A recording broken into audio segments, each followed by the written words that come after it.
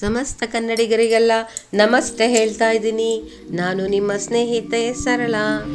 ಇವತ್ತಿನ ಬ್ಲಾಗ್ನಲ್ಲಿ ನಾನು ನಿಮಗೆ ಶನೇಶ್ವರನ ದೇವಸ್ಥಾನ, ಇದು ದಕ್ಷಿಣ ಭಾರತದಲ್ಲೇ ಅತ್ಯಂತ ದೊಡ್ಡದು ಅಂತ ಕೇಳಲ್ಪಟ್ಟಿದ್ದೀನಿ. ಆ ದೇವಸ್ಥಾನನ ನಿಮಗೆ ಪರಿಚಯ ಮಾಡಬೇಕು ಅಂತಿದ್ದೀನಿ. ಈ ದಿನ ಆ ದೇವಸ್ಥಾನದಲ್ಲಿ ಅಮಾವಾಸ್ಯೆ ಪ್ರಯುಕ್ತ ವಿಶೇಷ ಪೂಜೆ, ಅಂದರೆ ಶನ್ಮಾತ್ಮನ ಜಯಂತಿ ಇತ್ತು ಈ ದಿನ. ಹಾಗಾಗಿ ಈ ದೇವಸ್ಥಾನಕ್ಕೆ ನಾನು ಬಂದಿದ್ದೆ. ಹಾಗೆ ಮಹಾರಥೋತ್ಸವ ಕೂಡ ಇತ್ತು. ಇಲ್ಲಿ ಪೂಜಾ ವಿಧಾನಗಳನ್ನೆಲ್ಲ ನಿಮಗೆ ಪರಿಚಯ ಮಾಡಬೇಕು ಅಂತ ನನಗೆ ಅನ್ನಿಸ್ತು, ಅದಕ್ಕೋಸ್ಕರ ಬಂದೆ. ಇದು ಸುಮಾರು ಸ್ಥಾಪನೆಯಾಗಿ ಒಂದು 20 ವರ್ಷ ಆಗಿದೆ ಅಷ್ಟೇ. ತುಂಬ ಚೆನ್ನಾಗಿದೆ ದೇವಸ್ಥಾನ, ತುಂಬ ದೊಡ್ಡದಾಗಿದೆ. ನಾನು ಶನೈಶ್ವರನ ದೇವಸ್ಥಾನ ಇಷ್ಟು ದೊಡ್ಡದಾಗಿರೋದು ಎಲ್ಲೂ ನೋಡಿರಲಿಲ್ಲ.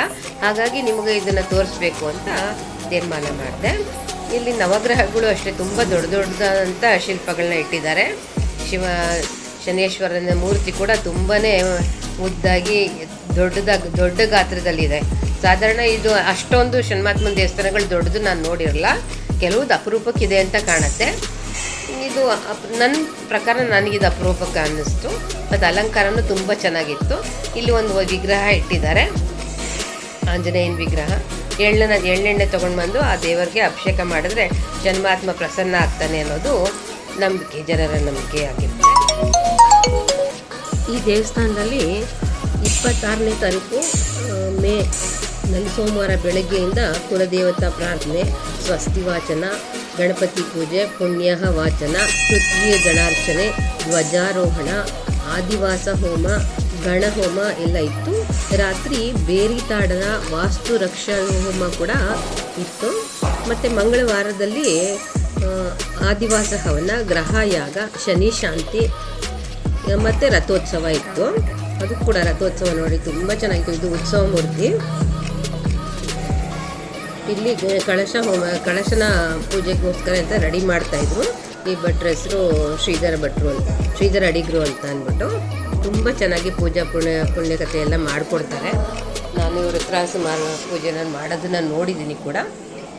ಶನಿ ಶಾಂತಿನ ತುಂಬ ಮಾಡ್ತಾರೆ. ಇದು ಕಲಾಹೋಮ ನಡೀತಾ ಇತ್ತು ಈ ಕಡೆ ಆಗಲಿ. ದೇವಸ್ಥಾನ ದೊಡ್ಡದಿರೋದ್ರಿಂದ ಪ್ರಾಂಗಣ ತುಂಬ ಚೆನ್ನಾಗಿ ಪೂಜಾ ವ್ಯವಸ್ಥೆ ಎಲ್ಲ ಆಗಿತ್ತು.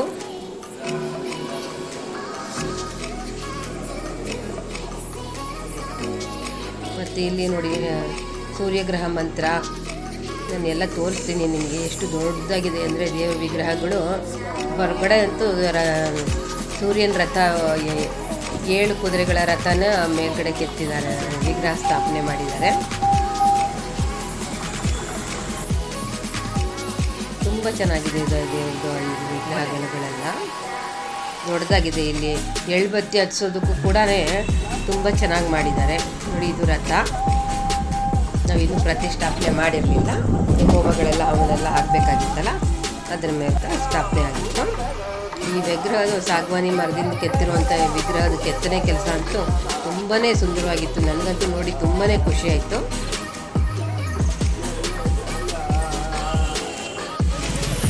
ದೊಡ್ಡದಾಗಿರೋದು ಈ ದೇವಸ್ಥಾನದಲ್ಲಿ ಪಕ್ಕದಲ್ಲೇ ಒಂದು ಛತ್ರ ಕೂಡ ಇದೆ, ಮತ್ತು ಒಂದು ಗಣಪತಿ ದೇವಸ್ಥಾನವೂ ಕೂಡ ಇದೆ. ತುಂಬ ದೊಡ್ಡದಾದಂಥ ವೆಹಿಕಲ್ ಪಾರ್ಕಿಂಗ್ ಸ್ಲಾಟ್ ಎಲ್ಲ ಕೂಡ ಇದೆ. ದೇವಸ್ಥಾನದಲ್ಲಿ ಪಕ್ಕದಲ್ಲೇ ಇರುವಂಥದ್ದು ಛತ್ರ. ಆ ದಿನ ಅಂತೂ ಸಿಕ್ಕಾಪಟ್ಟೆ ಮಳೆ ಇತ್ತು, ಆದರೂ ಕೂಡ ಜನ ಎಲ್ಲ ಸಿಕ್ಕಾಪಟ್ಟೆ ಬಂದಿದ್ದರು. ನೋಡಿ ಎಷ್ಟು ದೊಡ್ಡದಾಗಿದೆ ಅಂದರೆ ತುಂಬಾ ದೊಡ್ಡದಾಗಿದೆ ದೇವಸ್ಥಾನ. ನೋಡಿ ಪಕ್ಕದಲ್ಲಿ ಕಾಣ್ತಾ ಇದೆಯಲ್ಲ ಮಂಟಪ, ಇದನ್ನು ಎಳ್ಬತ್ತಿ ಹಚ್ಚೋಕ್ಕೆ ಅಂತ ಮಾಡಿರುವಂಥ ಮಂಟಪ. ತುಂಬ ಜನ ಬರ್ತಾರೆ, ತುಂಬ ದೊಡ್ಡದಿದೆ ದೇವಸ್ಥಾನ.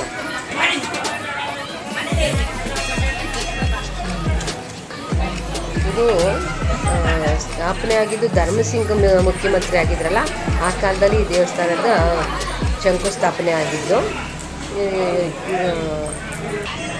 ಶಂಕರ ಮೂರ್ತಿಯವರು ಮತ್ತು ಈಶ್ವರಪ್ಪ ಅವರೆಲ್ಲ ಅಧ್ಯಕ್ಷತೆಯಿಂದ ಇಲ್ಲಿ ನಡೆದಿರೋದು.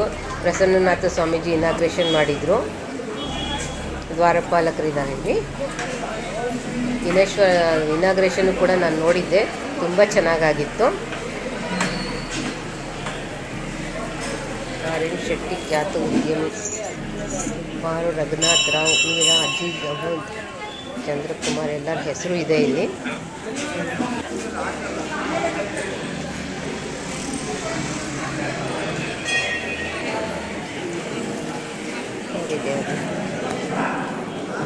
ಶನೀಶ್ವರನ ಕೃಪೆಗೆ ಪಾತ್ರರಾಗಿ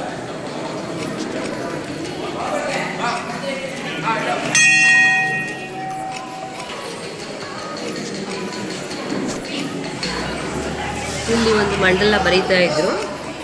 ಬರೆಯೋಕ್ಕೆ ಅದೆಷ್ಟು ಟೈಮ್ ತಗೋತೋ ಏನು ಕಥೆನೋ, ತುಂಬ ಸುಂದರವಾಗಿ ಕಾಣ್ತಾ ಇತ್ತು. ಈ ಮಂಡಲಕ್ಕೆ ನವಪದ ಮಂಡಲ ಅಂತ ಹೇಳ್ತಾರಂತೆ. ಇದು ರಾತ್ರಿಗೆ ನಡೆಯುವಂಥ ಪೂಜೆಗೆ ಸಂಜೆ 5-6 ಗಂಟೆಗೆ ನಡೆಯುವಂಥ ಪೂಜೆಗೆ ಅವರು ಸಿದ್ಧ ಮಾಡ್ಕೋತಾ ಇದ್ರು. ಮಧ್ಯಾಹ್ನ 12 ಗಂಟೆ ಹೊತ್ತಲ್ಲೇ ರಾತ್ರಿಗೂ ಸುಮಾರೆಲ್ಲ ಪೂಜೆಗಳೆಲ್ಲ ಇದ್ವಲ್ಲ.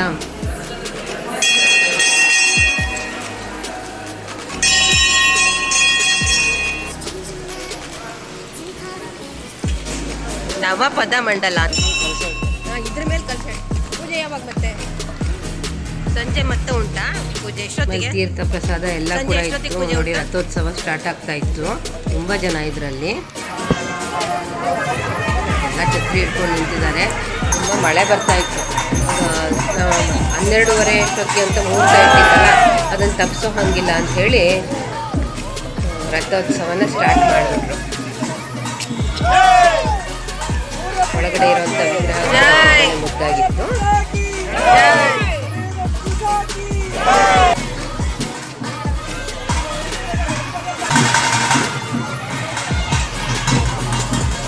ವಿಡಿಯೋ ಇಷ್ಟ ಆಯಿತು ಅಂದರೆ ಒಂದು ಲೈಕ್ ಕೊಡಿ. ಹೊಸಬರಾಗಿ ಅಂದರೆ ಸಬ್ಸ್ಕ್ರೈಬ್ ಮಾಡ್ಕೊಂಬಿಡಿ. ನಾನು ಹಾಕುವಂಥ ಎಲ್ಲ ವೀಡಿಯೋಸು ನಿಮಗೆ ಬೇಗ ತಲುಪುತ್ತೆ. ಅದು ಬೇರೆ ಬೇರೆ ದೇವಸ್ಥಾನಗಳನ್ನೆಲ್ಲ ನಿಮಗೆ ಪರಿಚಯಿಸ್ತಾ ಇರ್ತೀನಲ್ವ. ನೋಡೋಕ್ಕೆ ಚೆನ್ನಾಗಿರುತ್ತೆ. ಅಡುಗೆನೂ ಪರಿಚಯಿಸ್ತಾ ಇರ್ತೀನಿ, ತಯಾರಿಸ್ತಾ ಇರ್ತೀನಿ. ಆಗ್ತಾ ಇದೆ ದೇವ್ರಿಗೆ.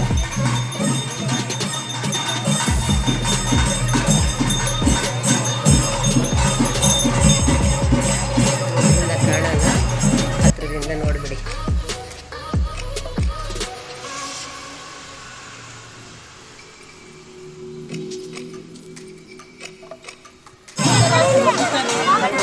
ಜಾಸ್ತಿ ಹೊತ್ತು ತಗೊಳ್ಳಿಲ್ಲ ಪೂಜೆ ಮಾಡೋದು ಕೂಡ.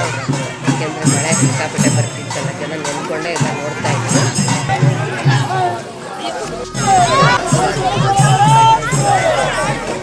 ಹಿಡಿಯೋದಕ್ಕೆ ಕಷ್ಟ ಅನಿಸ್ತಾ ಇತ್ತು.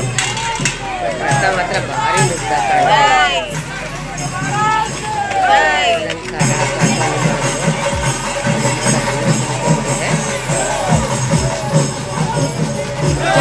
ದೇವಸ್ಥಾನಕ್ಕೆ ಬರಬೇಕು ಅಂತಂದರೆ ನೀವು ಈ ದೇವಸ್ಥಾನ ಬರಬೇಕು ಅಂದರೆ ಜಿಲ್ಲೆಗೆ ಬರಬೇಕು, ಶಿವಮೊಗ್ಗ ನಗರಕ್ಕೆ ಬರಬೇಕು. ಶಿವಮೊಗ್ಗ ನಗರ ವಿನೋದನಗರದಲ್ಲಿರುವಂಥ ಶನೇಶ್ವರ ದೇವಸ್ಥಾನ ಇದು. ಬೆಂಗಳೂರಿಂದ ಸುಮಾರು 200 ಕಿಲೋಮೀಟ್ರ್ 210 ಕಿಲೋಮೀಟ್ರ್ ದೂರದಲ್ಲಿದೆ ಶಿವಮೊಗ್ಗ.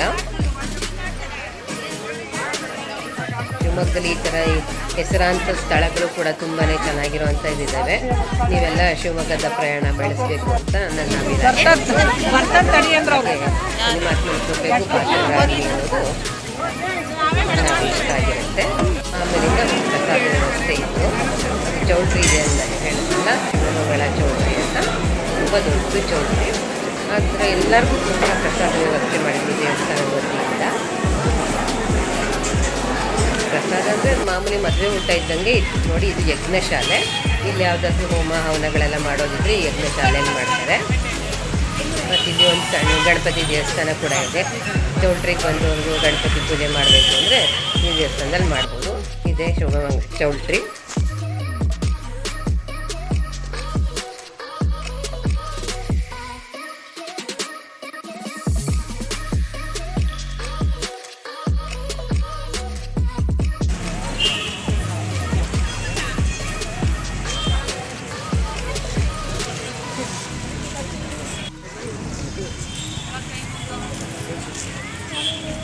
ಸರ್ ಬಿಲ್ ಪಾಸ್ ಹೇಳಿದ್ರು.